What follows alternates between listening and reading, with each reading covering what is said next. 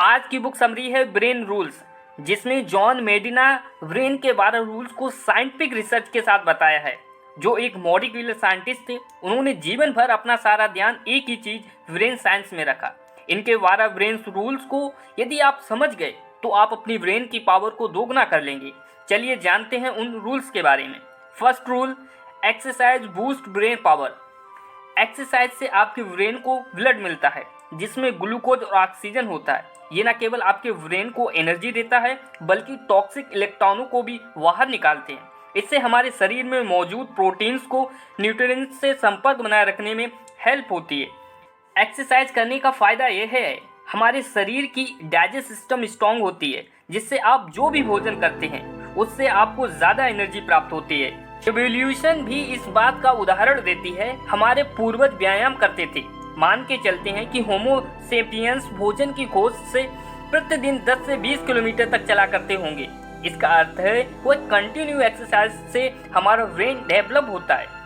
Second rule, the human brain develop by the solving problem. हमारा brain problem को solve करने के लिए बना है। हमारी प्राचीन संरचना पहले से इसी तरह विकसित हुई है। जब हमारे पूर्वज आदि मानव थे, तब उन्होंने दूसरे जीवों से खुद की रक्षा कैसे करें, उनके लिए काफ़ी संघर्ष किया था। इस संघर्ष की वजह से ही हमारा ब्रेन दूसरे जीवों से अधिक विकसित हो पाया।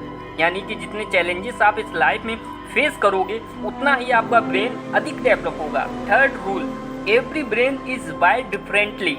माइकल जॉर्डन, जो दुनिया के बेहतरीन बास्केटबॉल प्लेयर हैं, उन्होंने 1994 में बास्केटबॉल को छोड़ दिया।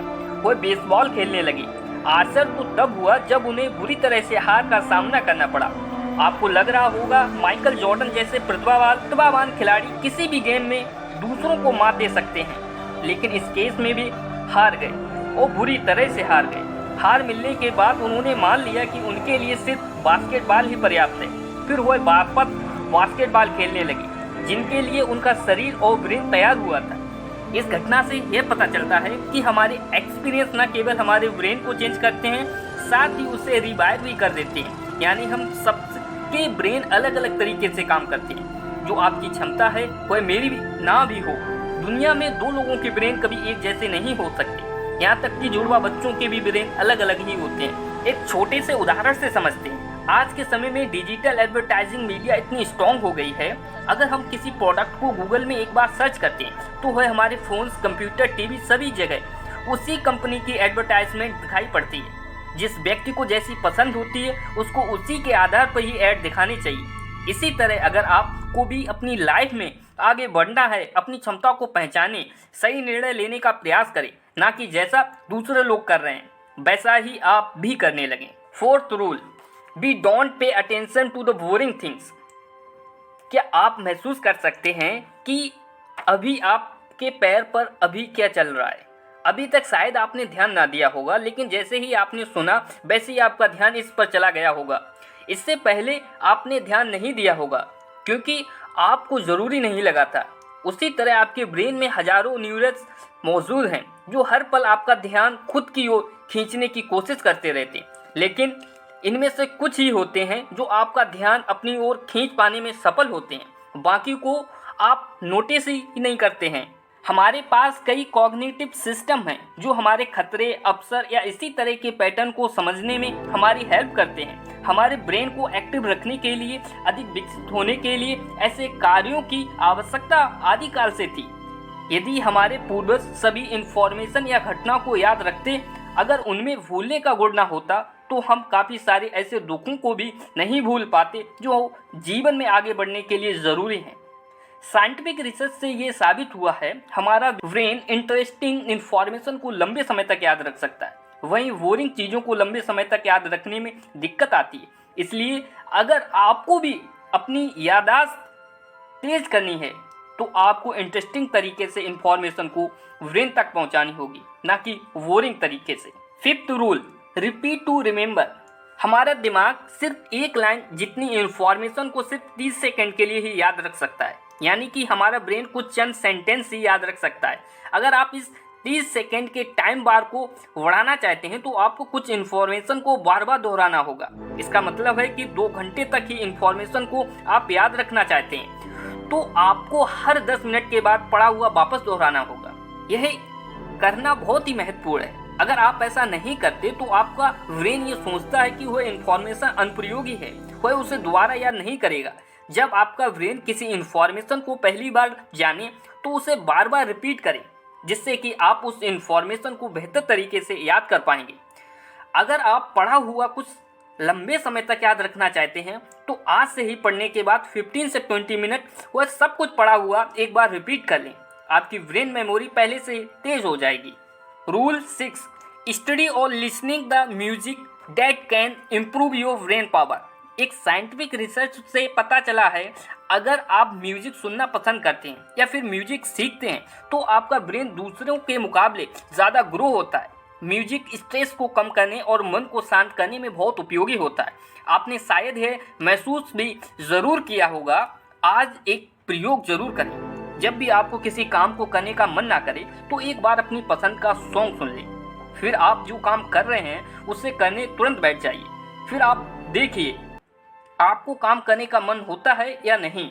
100% आपका माइंड शांत हो जाएगा। फिर आप उस काम को अच्छे तरीके से कर पाएंगे। 7th rule, sleep well think well. जब हम सो जाते हैं तब भी हमारा ब्रेन कभी रेस्ट नहीं करता, यह 24 घंटे वर्क करता रहता है। जब हम नींद में होते हैं तब भी हमारा ब्रेन कुछ ना कुछ नई इन्फॉर्मेशन का प्रोसेस करता रहता है। अगर हम अच्छी नींद लेते हैं तो उस नींद में भी हम अपने ब्रेन को डेवलप कर रहे होते हैं। जब हम पर्याप्त नींद नहीं लेते हैं तब हमारे मन व शरीर पर काफ़ी स्ट्रेस पड़ता है। 8th rule, stress brain don't learn the same way. आपने महसूस किया होगा कि जब आप स्ट्रेस फील करते हैं तो आप खुद को कमज़ोर महसूस कराते हैं। वह इसलिए होता है क्योंकि जब हम स्ट्रेस फील करते हैं तो हम अपने सेंसेस खो देते हैं। जब लोग स्ट्रेस महसूस करने के आदी हो जाते हैं तो वे अक्सर स्ट्रेस को कंट्रोल करने की फीलिंग को खो देते हैं। जब वे बड़ी समस्याओं को सामना करने में असमर्थ हो जाते हैं तो वे खुद असहाय महसूस करते हैं। तनावग्रस्त लोगों का दिमाग इसी वजह से कुछ नया सीखने के लिए बंद होकर देता है। साइंटिस्ट मानते हैं कि हमारा माइंड किसी भी स्ट्रेस को 30 सेकंड तक ही झेल सकता है। हमारा ब्रेन लंबे समय को स्ट्रेस को मैनेज करने के लिए बना ही नहीं है। ज़्यादा स्ट्रेस आपकी मेमोरी और एग्जीक्यूटिव फंक्शन को भी बिगाड़ सकते हैं, आपकी स्किल को भी कमज़ोर कर सकते हैं। 9th rule, stimulate more of the senses. क्या पढ़ाई करते वक्त संगीत सुन सकते हैं? अगर आप ऐसा कर सकते हैं तो शायद आपका मस्तिष्क ऐसा करने में सक्षम हो गया है। वैसे हमारे पूर्वजों के जीवन के बारे में सोचें। हमारे पूर्वजों ने बिना व्याकुलता के गुफाओं में पेंटिंग करते हुए अपने दिन बिताए। उस समय उनके लिए ब्रेन को एक ही बार में कई प्रोसेसिंग करनी पड़ती थी, चाहे देखना हो, सुनना हो, स्मेल करना हो, स्पर्श करना हो। या ब्रेन बेहद शक्तिशाली है। इसका अर्थ है कि एक बार में कई इंद्रियों के माध्यम से जानकारी प्राप्त करने और उसे ग्रहण करने में सक्षम है। वास्तव में जब एक ही समय में कई इंद्रियां एक्टिव हो जाती हैं तो उनकी कार्य क्षमता बढ़ जाती है। हमारी इंद्रियां एक दूसरे से जुड़ी हुई हैं, वह एक दूसरे से जुड़कर एक दूसरे को एक्टिव कर सकती हैं। इसलिए अगर हमें भी अपना दिमाग make your the brain strong को तेज बनाना है तो हमें अपने पांचों सेंसेस का प्रयोग करना चाहिए। 10th rule, our visual sense is the strongest. हम सभी किसी इमेज को लंबे समय तक याद रखने में माहिर हैं। एक एक्सपेरिमेंट में साइंटिस्ट ने पार्टिसिपेंट्स को 2000 से भी ज़्यादा इमेज को 10 सेकेंड की इंटरवल में दिखाया। कुछ दिन बाद पार्टिसिपेंट को उस इमेज को याद करने को कहा गया तो आश्चर्यजनक के रूप में पाया गया उन्होंने 90% एक्यूरेसी के साथ उन इमेज को याद कर लिया था। एक साल बाद भी पार्टिसिपेंट्स को एक्यूरेसी रेट 65% था। यानी कि लोग जब इन्फॉर्मेशन को सिर्फ सुनते हैं तो 10% ही 3 दिन के बाद याद रख पाते हैं, लेकिन जब उस इन्फॉर्मेशन को विजुअल और ऑडियो के साथ देखा जाता है तो वही इन्फॉर्मेशन 65% तक याद बनी रहती है, जिसको पिक्चर सुपरसिटी इफेक्ट कहा जाता है। यह नियम कहता है कि हमारी विजुअल सेंस हमारे किसी भी दूसरे सेंस से सबसे ज़्यादा स्ट्रॉन्ग और इन्फ्लुएंसर है, जो हमारे ब्रेन में सबसे ज़्यादा प्रभाव क्रिएट करती है। 11 rule, male and the female brains are different. Medical science ने रिसर्च के बाद पाया मेल और फीमेल दोनों के ब्रेन अलग अलग तरीके से काम करते हैं। उनमें से कुछ डिफरेंसेस हैं। पुरुषों के मुकाबले महिलाओं में डिप्रेशन ज़्यादा देखने को मिलता है, जबकि पुरुषों में एल्कोहल और तथा दूसरे विषयों का प्रभाव ज़्यादा होता है। दोनों में स्ट्रेस को हैंडल करने की क्षमता भी डिफरेंट होती है। जॉन मेडना बताते हैं महिला ज़्यादा सोशल होती है, जबकि पुरुषों को एकलता ज़्यादा पसंद होती है। जिसका सीधा सा अर्थ है हर एक सिचुएशन को हैंडल करने की क्षमता पुरुषों और महिलाओं में डिफरेंट होती है। 12th rule, we are powerful natural explorers. हम सबको घूमना बेहद पसंद है। नई नई जगह पर घूमने या ट्रेवल करने से हमारा माइंड खुलता है। हम सब दुनिया को करीब से जानने लगते हैं। इसलिए अगर आपको घूमने का मन करे तो बन जाइए घुमक्कर। बड़ी बड़ी कंपनियां जैसे गूगल अपने टाइम में से 20% टाइम उनको जहां जाने का मन करे वहां जाने की छूट देती हैं। अगर आपकी भी कंपनी है जो आपको यहाँ काम करने वाले कर्मचारी को कुछ समय दीजिए जिसमें वह कुछ समय फ्री होकर अपने माइंड को फ्रेश कर सके। अगर माइंड फ्रेश होगा तो वह काम भी अच्छे तरीके से कर पाएगा।